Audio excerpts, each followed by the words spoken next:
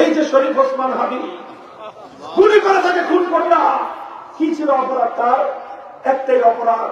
তার কথা শুনে দেখেন, এক বছরে একটা কথা, একটা শব্দ কয়েক হাজার বার সে উচ্চারণ করেছে, ইনসাফ, ইনসাফ, ইনসাফ। বলেন, ইনসাফের সমাজ প্রতিষ্ঠার দাবি করবার কারণে আজ ঢাকার রাজপথে নির্মম ভাবে তার মাথায় গুলি করে তাকে হত্যা করা হলো। তার অপরাধ একটাই, ইনসাফের সমাজ সে দাবি করেছিল। ১,৫০০ সন্তান আমাদের এখানে, স্কুলের ছেলেরা আছে, স্কুলের মেয়েরা আছে, কলেজের ছেলেরা আছে, ইউনিভার্সিটি, পাবলিক প্রাইভেট ইউনিভার্সিটির ছাত্ররা আছে, আলিয়া মাদ্রাসার ছাত্ররা আছে, প্রায় ৫০ জনের বেশি আমার কওমি মাদ্রাসার ছাত্ররাও আছে। কে রক্ত দেয় নাই বলেন? বাংলাদেশের ৬৪টা জেলা, প্রতিটি জেলার সন্তানরা রক্ত দিয়েছে। কেন দিয়েছিল? সেই কথাটাই ওসমান হাদি বলেছে, ইনসাফের সমাজ চাই। বলেন, বৈষম্য বিরোধী আন্দোলন মানে নাকি? বৈষম্য বিরোধী মানেই তো সমাজ থেকে আমরা বৈষম্য দূর করতে চাই। হে বাংলার ছাত্র জনতা, হে আমার বিদ্যুৎ জনতা, কৃষক, শ্রমিক, মজদুর, একটা কথা তোমরা শুনে রেখো, তোমরা যে বৈষম্যহীন সমাজ গড়বার চিৎকার করতেছ, তোমরা যে ইনসাফের জন্য চিৎকার করতেছ, সেই ইনসাফ, সে বৈষম্যহীন সমাজ যদি করতে চাও, আল কোরআনের সমাজ ছাড়া বিকল্প রাস্তা নাই। এই জন্য আল্লাহর কোরআন সরকারকে দায়িত্বগুলো দিয়েছে, আমারু বিল মারুফ ওয়া নাহা আনিল মুনকার, সৎ কাজের আদেশ করবা, অসৎ কাজ, অন্যায়, দুর্নীতি, লুটপাট, সন্ত্রাস, মাদকের সাম্রাজ্য সব এই জমিন থেকে উৎখাত করতে হবে। মাদকের সমস্ত আখড়া জ্বালিয়ে পুড়িয়ে সারখার করে দিতে হবে। নাহওয়ানিল মুনকার আল্লাহ পাক এই দায়িত্ব দিয়েছেন। আলহামদুলিল্লাহ, আমার বাংলাদেশের মানুষ, আমার আখেরি পয়গাম তোমাদের কাছে একটা কথা, দেখো, যেই সমাজ ব্যবস্থার কথা আল্লাহ কোরআন বলেছে, ইসলাম এবং মুসলমানরা যতদিন সেই কোরআনী সমাজ ব্যবস্থার দিকে ফিরে না আসবা, পৃথিবীতে সম্মান, মর্যাদা, সমৃদ্ধি কোনো কিছুই তোমাদের কপালে জুটবে না। আর যদি তোমরা ইসলামের সমাজ ব্যবস্থা কায়েম করতে পারো, ইনশাআল্লাহ যুগের পর যুগ লাগবে না, বছরের পর বছর লাগবে না, 1 থেকে 2 বছরের মাথায় তোমরা নিজেরা ঘরে বসে নিজের হাতে তার সুফল দেখতে পাবে ইনশাআল্লাহ। আমি দেখে এসেছি। আমি একটা দেশে গিয়েছিলাম, সেই দেশে 30 জন মন্ত্রী, তার মধ্যে 28 জনই মওলানা,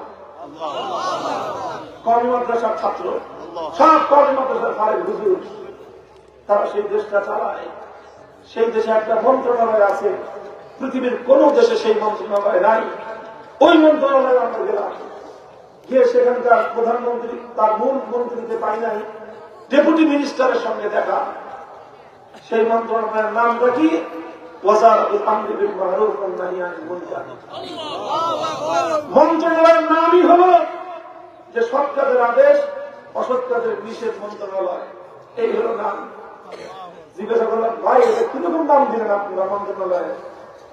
কত রকম মন্ত্রণালয় দেখলাম, অর্থ মন্ত্রণালয়, শিক্ষা মন্ত্রণালয়, বিদ্যুৎ মন্ত্রণালয়, শ্রম মন্ত্রণালয়, পররাষ্ট্র মন্ত্রণালয়, স্বরাষ্ট্র মন্ত্রণালয়, আইন মন্ত্রণালয়, পাট মন্ত্রণালয়, খাদ্য মন্ত্রণালয়, শিল্প মন্ত্রণালয়, কত রকম মন্ত্রণালয় আছে।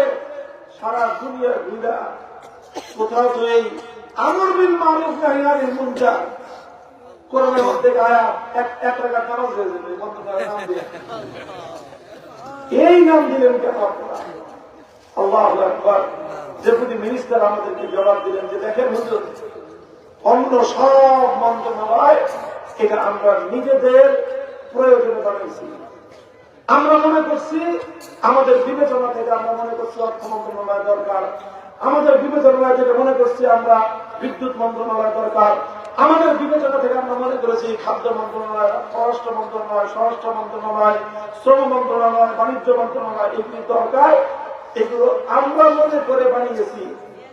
আর আমর বিল মারুফ আর নাহি আনিল মুনকার এই মন্ত্রণালয়টা আমরা নিজেদের বিবেচনায় বানাই নাই, এটা বানানোর জন্য সব আল্লাহ নির্দেশ দিয়েছেন, এই জন্য বানাইছি।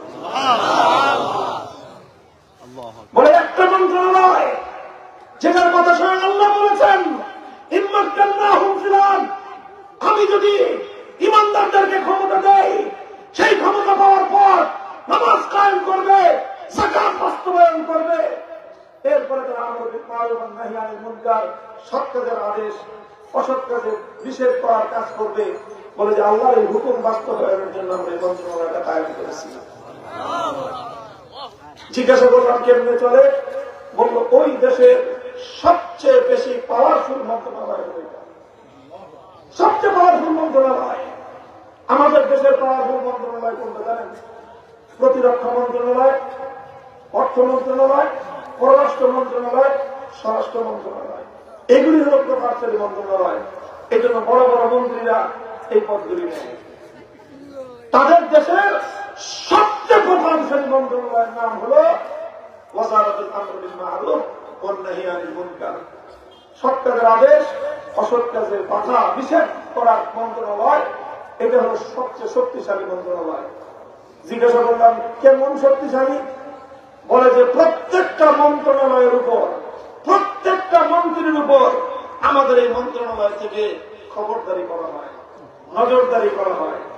প্রত্যেক মন্ত্রণালয়ে আমাদের মন্ত্রণালয়ের পক্ষ থেকে সচিব নিয়োজিত আছে। পররাষ্ট্রমন্ত্রী কি করতেছে না করতেছে আমাদের কাছে রিপোর্ট দিতে হয়। অর্থমন্ত্রী কি পরিমাণ অর্থ কোথায় দিচ্ছে আমাদের কাছে তার রিপোর্ট দিতে হয়। পরিকল্পনা মন্ত্রী কোথায় খরচ করার জন্য স্যাংশন করতেছে এটা আমাদের কাছে জমা দিতে হয়।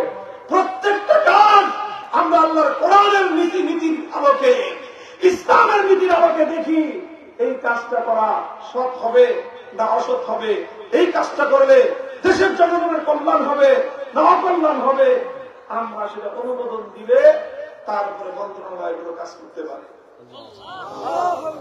এর বরকত কি হয়েছে?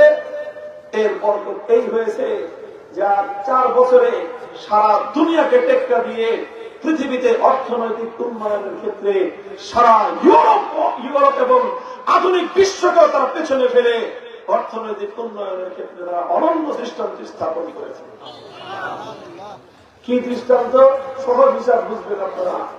2021 সালের 15ই আগস্ট, 15ই, এটা তো নাম তারিখটা মনে থাকার কথা। 15ই আগস্ট তারা ক্ষমতায় আসলো। আল্লাহ পাক দেন কেমনে ভাই ভাই মিলে 15ই আগস্ট তারা ক্ষমতায় আসছে কত সালে? 2021 সালে যখন এই মোল্লারা ক্ষমতা নিল তখন সেই দেশে $1 দাম ছিল কত জানেন? $1 দাম ছিল তাদের দেশের যে মুদ্রা, তাদের দেশের টাকা বলি সহজ বোঝানোর জন্য আপনাদেরকে, তাদের দেশের টাকায় $1 দাম ছিল 130 টাকা। কত? 130। আর আমাদের বাংলাদেশে 2021 সালে $1 দাম ছিল কম বেশি 100 টাকা। কম বেশি কত? 100 টাকা। 2021 সালের কথা বলতেছি। এবার আসেন 2025 সালে, 4 বছর পরে সেই দেশে এখন $1 পাওয়া যায় তাদের দেশের 65 টাকায়। কত? তাহলে তাদের দেশের চালের দাম বাড়লো কত? ডবল হয়েছে। কত হয়েছে? 65 দ্বিগুণে 130। একদম পুরা ডলারের দাম সম্পূর্ণ অর্ধেক হয়েছে। তার মানে তার দেশের মুদ্রার দাম সম্পূর্ণ ডবল, 100% বেড়েছে। আমার দেশে আজকে যান ডলার কিনতে, বাংলাদেশি টাকায় $1 কিনতে পারবেন কয় টাকায়? 122, স্বাভাবিক 125 টাকায়। তার মানে 100 টাকা ছিল, 5 বছরে হলে 125 টাকা। আমার দেশের টাকার দাম বাড়লো না কমলো? কত পার্সেন্ট কমলো? 25% কমলো। তাহলে আমার দেশের বিশ্বসেরা নোবেল জয়ী অর্থনীতিবিদ ক্ষমতায় আছেন, পারেন না 4 বছরে দেশের ডলারের দাম খুব একটা কমাইতে, 2 টাকায় এদিক সেদিক। এই দেশের অর্থনীতি এখনো পর্যন্ত 125 টাকা, আর তারা ছিল 130 টাকা। মোল্লারা এমন রাষ্ট্র কায়েম করেছে 4 বছরের মাথায় সেই ডলারের দাম হয়েছে অর্ধেক 65 টাকা। এটা ভাই শুধু ডলার না, সব জিনিসের দাম এরকম, সব জিনিসের দাম এরকম। কেন হয়েছে? তারা ওই এমন একটা সমাজ ব্যবস্থা কায়েম করেছে, অনেক বড় লোক তারা হয়ে গেছে তা না, সমাজের মধ্যে বৈষম্য বলতে কিছু না। 8 লক্ষ পরিবার, কয় লাখ? 8 লক্ষ পরিবার, 8 লক্ষ পরিবারকে তারা প্রতি মাসে ভাতা দেয়। কি দেয়? কত করে? এই ভিক্ষা দেয় আপনাদের মতো না, বাংলাদেশি টাকায় কম করে হলেও 10,000 টাকা দেয় একটা ফ্যামিলিতে। এবার হিসাব করেন, 10,000 টাকাকে 8 লাখ দিয়ে পূরণ দিয়ে ক্যালকুলেটরে হিসাব ঘুরাই দিয়ে দেখেন এই পরিমাণ টাকা প্রতি মাসে মান্থলি কোন সার্ভিস ছাড়া, কোন কাজ ছাড়া, শুধুমাত্র ওই সকল লিমি ফ্যামিলিগুলোকে তারা ভাতা দেয় যারা বিগত 40 বছরের দেশের জন্য জীবন দিয়েছে, যারা অভাবী, যারা দরিদ্র। 8 লক্ষ দরিদ্র পরিবারের দায়িত্ব গ্রহণ করবার মতো রাষ্ট্র কায়েম করেছে মোল্লারা। তোমাদের বিশাল সাম্রাজ্যবাদী ভারত পারে নাই করতে, পাকিস্তান পারে নাই করতে, দক্ষিণ পূর্ব এশিয়ার আর কোন দেশের পক্ষে 8 লক্ষ পরিবারকে প্রতি মাসে এই বিপুল পরিমাণ অর্থ ভাতা দেওয়ার সামর্থ্য নাই, থাকলে আছে একমাত্র মোল্লাদের। কি বলতে চাই? কথা একটাই বলতে চাই, লাখ লাখ টাকা নাই।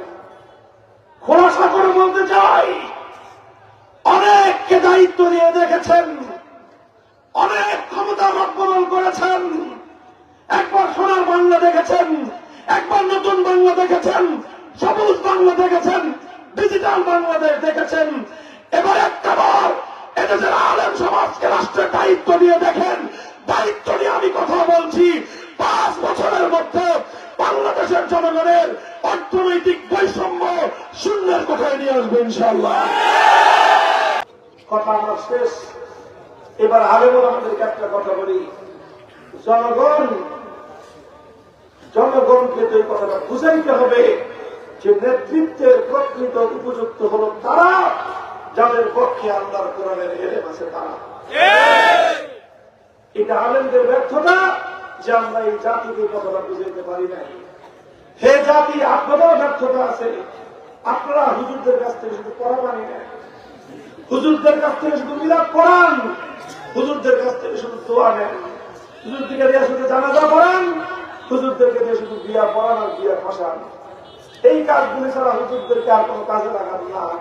অথচ হুজুররা আসলে এই কাজগুলো তাদের খুবই পার্ট টাইম কাজ। হুজুরদের আসল কাজ হলো শান্তির সমাজ বিনির্মাণ করা।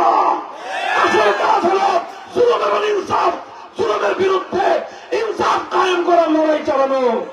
হুজুরদের আসল কাজ হলো একটি সুন্দর শান্তির সমাজ গঠন করা, আল কোরআনের সমাজ কায়েম করে আলেম সমাজের দায়িত্ব। আলহামদুলিল্লাহ, আমরা আজ আপনাদের কাছে এই প্রত্যয় ব্যক্ত করতে চাই, ইনশাআল্লাহ বাংলাদেশের আজ প্রত্যন্ত অঞ্চলে নতুন সম্ভাবনার সূর্যোদয়ের পূর্বাভাস দেখা দিচ্ছে। নতুন সূর্যোদয়ের সুবহে সাদেক উদিত হয়েছে। ইনশাআল্লাহ আজ আমরা আশাবাদী, আগামীর বাংলাদেশ হবে ইসলামের বাংলাদেশ, আগামীর বাংলাদেশ হবে খেলাফতের বাংলাদেশ, আগামীর বাংলাদেশ হবে আল কোরআনের বাংলাদেশ। সেই বাংলাদেশ গড়ার জন্য আপনারা আপনাদের রিপোর্ট, আপনাদের শ্রম দিবেন, শ্রম দিবেন তো ইনশাআল্লাহ। ঘাম ঝরানো মেহনত করতে হবে, করবেন। আল্লাহর কাছে চোখের অশ্রু দিয়ে ফরিয়াদ জানাতে হবে, সফলতার জন্য করবেন। ঘাম আর অশ্রু দেওয়ার পর বিপ্লবের জন্য মাটি উর্বর হয়ে যাবে। এরপরে একটা চূড়ান্ত বিপ্লবের প্রয়োজন হবে। সেই বিপ্লবের জন্য যদি প্রয়োজন হয় শহীদ ঈদগাহে বুকের তাজা শাহাদাতের রক্ত দেওয়ার জন্য কারা প্রস্তুত থাকবো?